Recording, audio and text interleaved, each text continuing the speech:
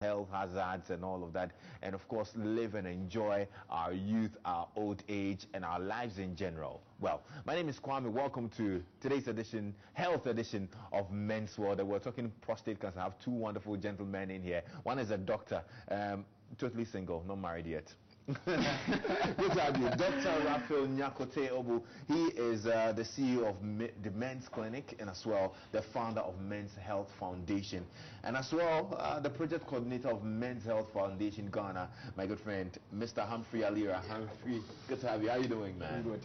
I was reading up a little bit of the statistics, and I was personally surprised that, I mean, this is what happens. I mean, about 800 men die every year because of prostate cancer. Yeah. But what is it actually? What is it, prostate? Well, in a nutshell, prostate cancer actually, you say, is abnormal growth of prostate cells, and actually it's more prone when it comes to the black race, the black community. So so another question that maybe you like to ask is, what is actually wrong with being a black man and prostate cancer? So I thought being a black man, I mean, they say when you go black, you never go back, and the ladies love it like that. But now we are the ones getting the prostate cancer. I mean, yes. What is it with the black people? Yes, actually, when it comes to the cause of prostate cancer, we still don't really know, but we know of what we call some risk factors. But however, you see, because once it's a risk factor, or what we know, or what you call risk factors, don't actually tells you everything, because there are some people in the risk group that will not even get cancer anyway, and some people in maybe in some few, they have some few risks, or they are not even in the risk group that will get prostate cancer anyway. In a nutshell, there are about 3 key risk factors that can predispose you to prostate cancer. All right, so for those of us who are not in the medical field, I mean, you mentioned the abnormal growth of prostate cells, and I'm wondering whether the prostate cells are in my head, in my shoulder. Where are they? Yes, what are they? Yes, in the prostate, because cells are the basic unit of every living thing, and as we age, these cells actually grow, divide, and die. So that's the normal. But with cancer, instead of them dying, they said, well, we are not going to die. So they'll go on to form abnormal cells and evade other organs, and that's where cancer actually starts. So in a nutshell, there are cells in the prostate.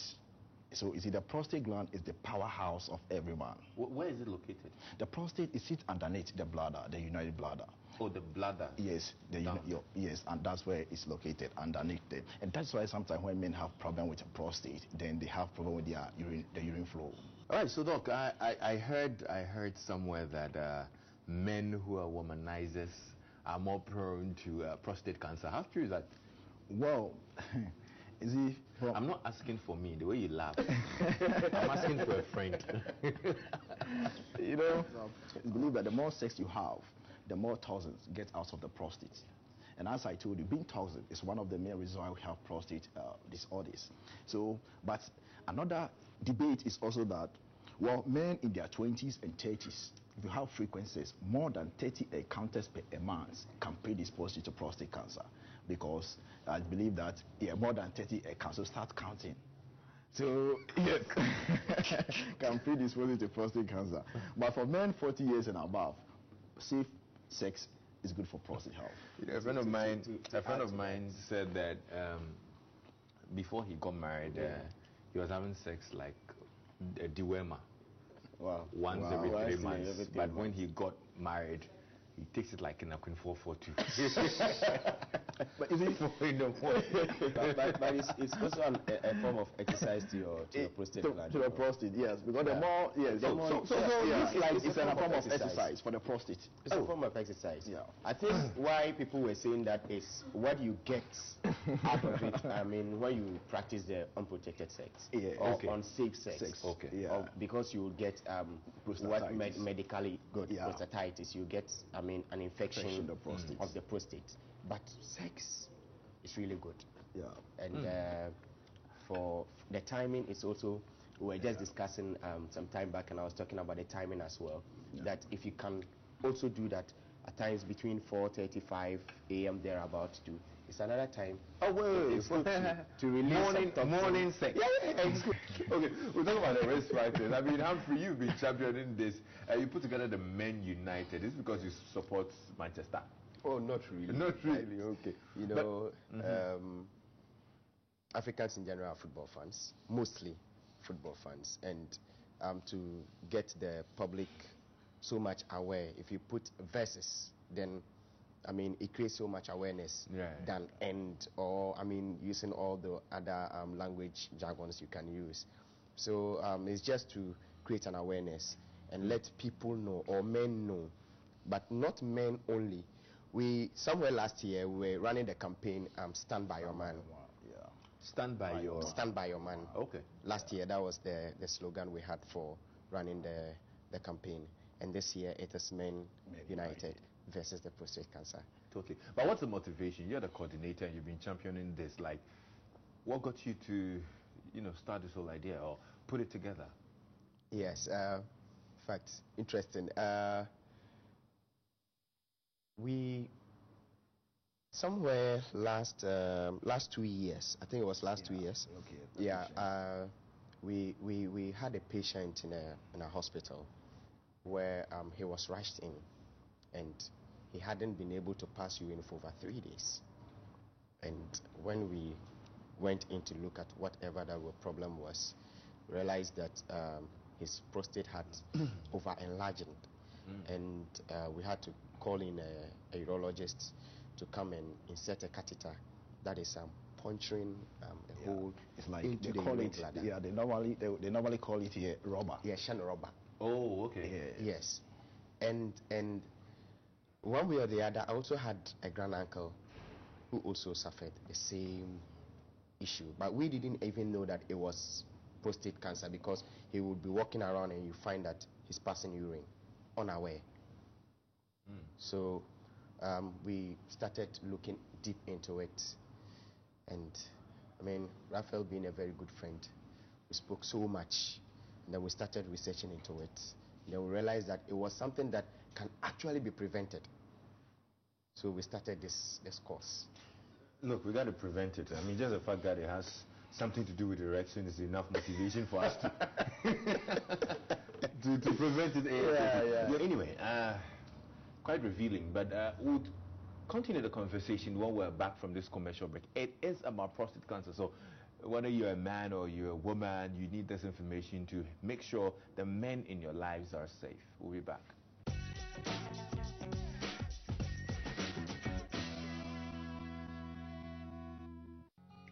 Oak Plaza Hotels were born out of the need to provide alternatives that match, if not surpass, international brands in the region. Oak Plaza Hotels provide the quality and services that international travelers expect.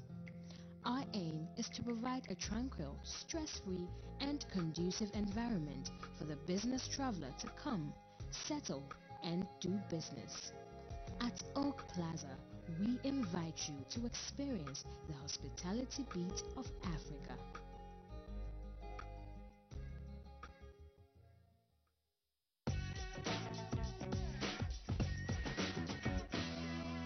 You're welcome back. It's still Men's World, and today the conversation is about prostate cancer. But then, of course, I mean, whether cancer or not, every Friday we'd love to have a good time. So pass by our barbecue galore here at Oak Plaza every Friday evening, have a few chilled drinks and, of course, some barbecue.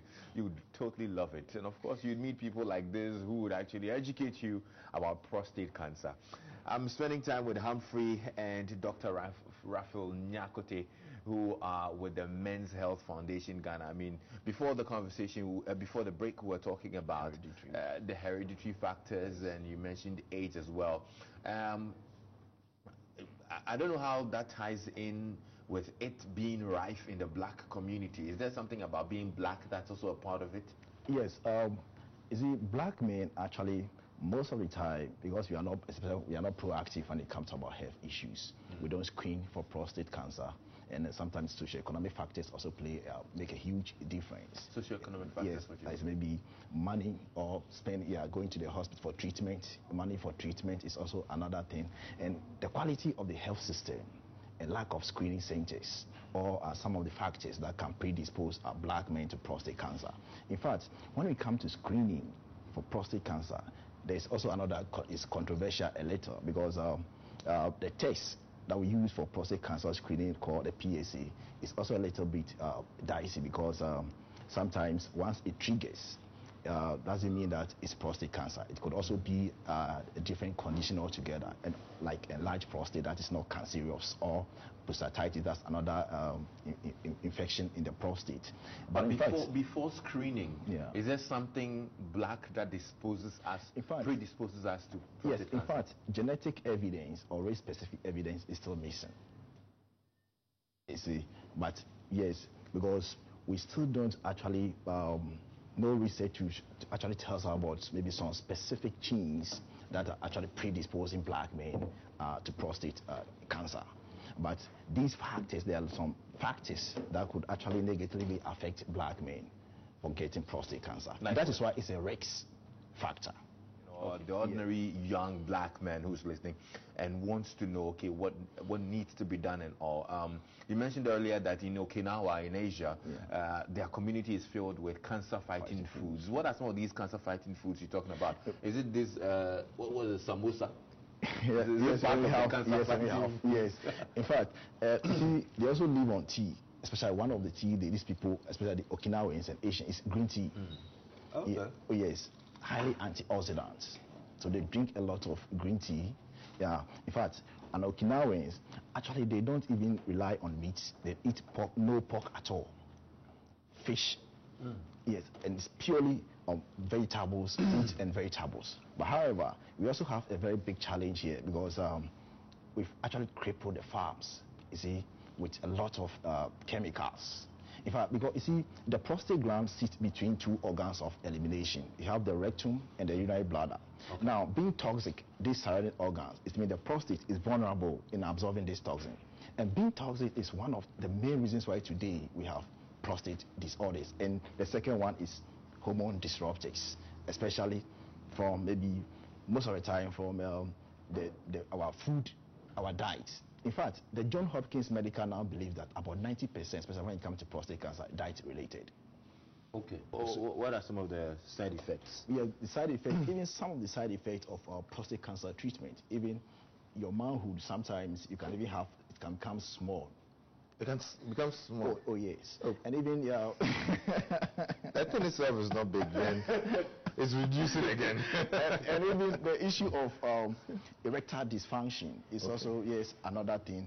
And incontinence is also, there are a lot of side effects, especially when it comes to prostate cancer, especially if it's coming from, especially the surgery, because sometimes you believe that some of these nerves will get triggered. And as I said, because the nerves that helps in erection surrounds the prostate, when it gets damaged, it means that the man is also in problem. But however, prostate cancer is not a death sentence.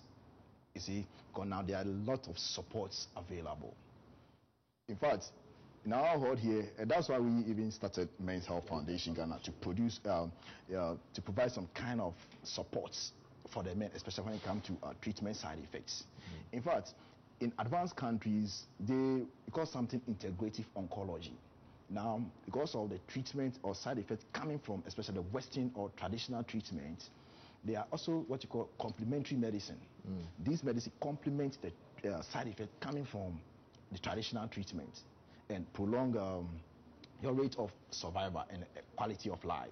And that's why when we integrate, especially between the, I believe, from the traditional practitioners or the allopathic practitioners and the herbal practitioners in Ghana, then we can really support men, because in fact prostate cancer actually treatment or needs what you call a multidisciplinary clinic approach. Yes, and you can't do it one practitioner. You can't do it all. That's why you need to integrate. When you integrate now, you know that, for instance, there's one urologist at Ridge Hospital.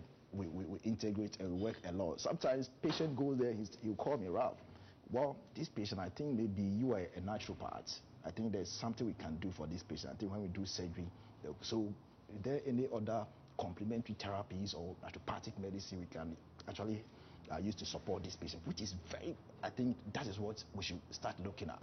Integrative approach. There should not be, I don't see some kind of conflict in the health sector, because at the end of the day, it's the patient. Otherwise, you put the patient into actually a state of some kind of confusion. Because sometimes, there are people, they say, well, I went to the hospital and I told the doctor I've been to this herbal center, and the doctor got furious. you also go to the same patient, go to a herbal practitioner or an alternative medical practitioner, and they say, well, or I went to this hospital, they were unable to do it. They say, oh, well, we told you we can do it. Yeah. You see, but when you integrate or you work together, there's a very good referral system. It means at the end of the day, you are supporting the patient. Okay. Because at the end of the quality of life should be the end of the on the screening of the prostate cancer. I mean, we have to always talk about the preventive before we even get to the cancer itself. As a Men Health Foundation, we don't want to even get to the cancer itself, because when it gets to the cancer, it becomes extremely expensive to manage. Okay. It's extremely difficult. We'll talk about that bit when we're back from this commercial break. There's more to delve into here on Men's World. It is the conversation about prostate cancer on our season finale. We just find it necessary that our men out there are educated about prostate cancer and probably take preventive measures, and of course we'll all be safe and happy. We'll be back.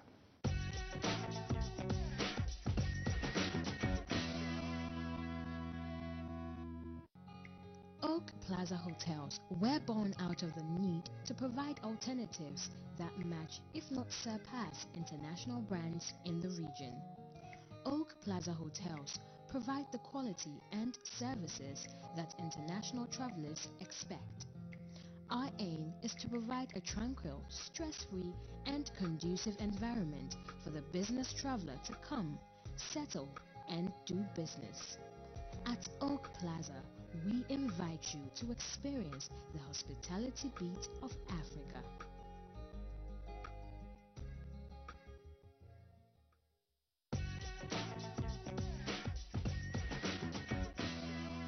One of my favorite musicians, Two-Face Idibia, lost his dad to prostate cancer.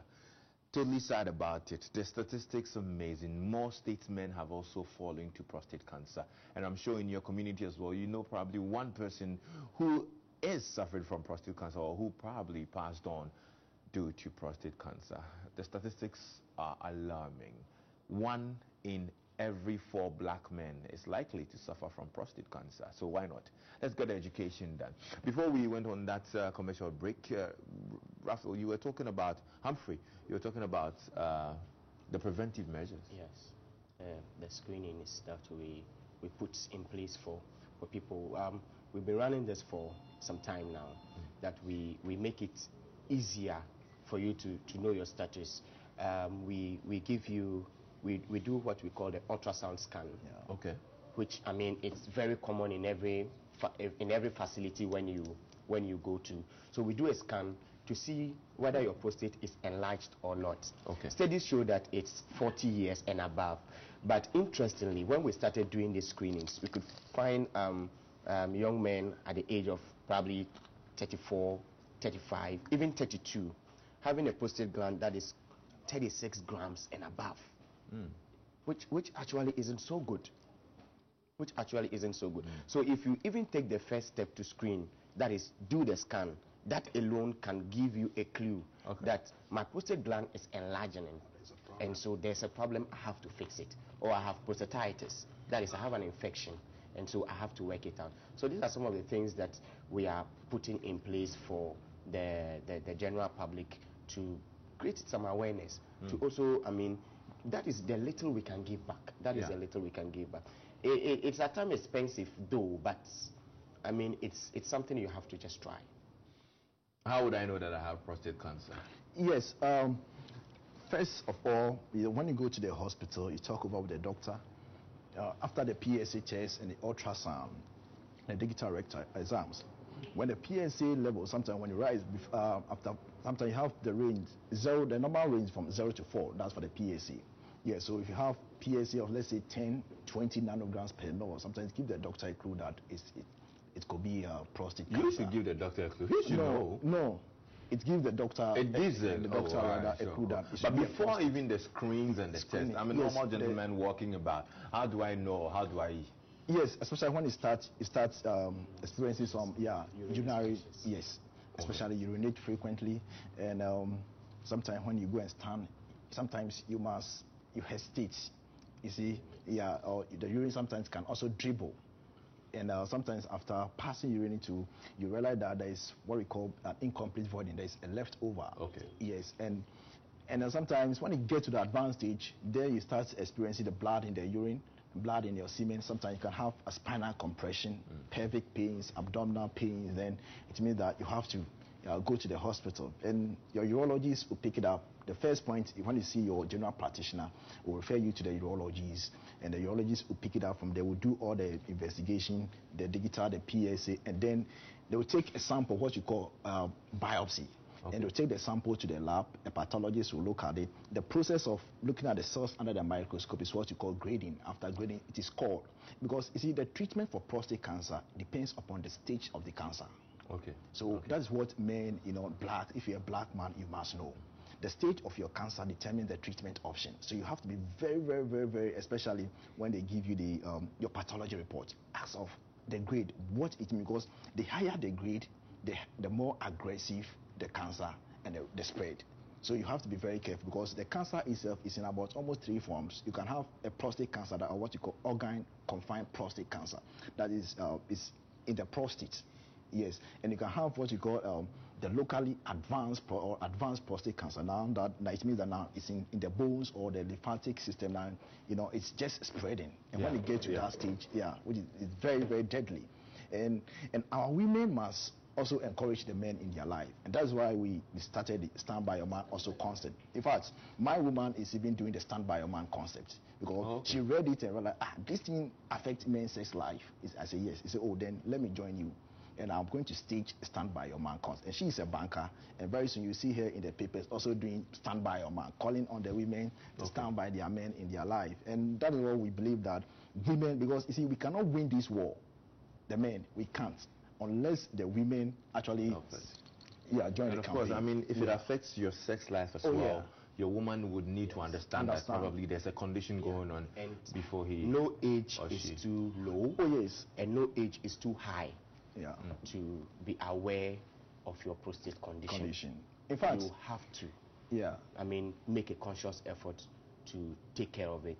And at Men's Health Foundation, at the men's clinic, we do all those screenings at subsidized prices. Or like if you can go to all the hospitals that are, we don't charge the usual prices, because that is what we stand for. So we do everything at half the price. Let me just add, you see, prostate disease, it's no longer an old man thing anymore. Yes, in fact, men in their 40s and low are now getting prostate cancer. In fact, some even think that just like the way women go through menopause, it means that it's men also menopause. In fact, you see, men, we only exhibit some symptoms of menopause, but we don't go through menopause. Only sperm production as you age can have a low sperm count, or it decline. But as for men in our 70s or 80s, we can still father children. So it's in your own house. Let's put this Stand By Your Man bit literally. I mean, that's a whole movement that's coming up. But literally, I mean, there are a lot of women and lovers and partners listening and watching. What do you think they need to do to ensure that, they're men, I say? In Ghana, we have a support group called Men's Health Foundation. You can, any information that you actually need, you can just call in Men's Health Foundation Ghana, especially when it comes to the treatment. About 30% of prostate cancer after treatment recurs. Oh, wow. Oh, yes. And that's why we have what you call recurrent prostate cancer. In fact, even if you remove your prostate and your testicles, or as what you call radical prostatectomy, in fact, about 30%, it will still come back. And it depends, most of the time, the reason why the cancer comes back depends upon you, the patient. Most of it depends upon your lifestyle, your diet. And that's why, you see, family history of the disease goes beyond more than genes. Sometimes if you look at the family history and geographical history of cancers, dietary pattern is also another thing. Their lifestyle, environmental factors, and even their educational level is also another thing. Interesting. I mean, it's been totally revealing. I will tell the ladies. You'd add that final bit to it. Make sure your men eat well. Right. Yeah. Make sure they exercise well. Cook for us. Yes. And make them happy. Make them happy. In bed. That's what you're saying. You mean at 4 a.m.? right? Yeah, 4 a.m. Yeah. Charlie, thanks. It's been good. Dr. Raphael Nyakote Obu, it's been wonderful. Thank Nice you very one. much. Thank you very much. And Humphrey, it's been totally good. So it's been totally revealing, and if you want to enjoy life like it's golden, you need to be concerned about your health. You need to be concerned about what is going on in your system. Every man needs to go get a good screen. If you're a woman and your man is not going, I blame you. You're supposed to support your man, stand by your man, and push them to be concerned as well about their health. And of course, they say the prostate is the powerhouse of a man, if you know what I mean. So, of course, if you want all of us to enjoy our 4 a.m.s, then definitely go get a good screen, see a professional, let them check out your prostate, and start with the preventive measures. Of course, eat well, include a lot of vegetables and fruits in your diet, maybe some green tea, like he mentioned earlier. Cut down on, the pork and the red meat and all, just a little bit. It's going to totally help. I've been totally educated today, and I hope you have as well. We'll see you some other time here on Men's World. But don't forget our Friday hangouts. Yes, I love every bit of it. A little bit of drinks, chills, grills, a little bit of chops, and meeting good people. That's what we stand for here at Oak Plaza. So every Friday evening, there's good live band music as well. That's going to serve you good. I'll see you some other time.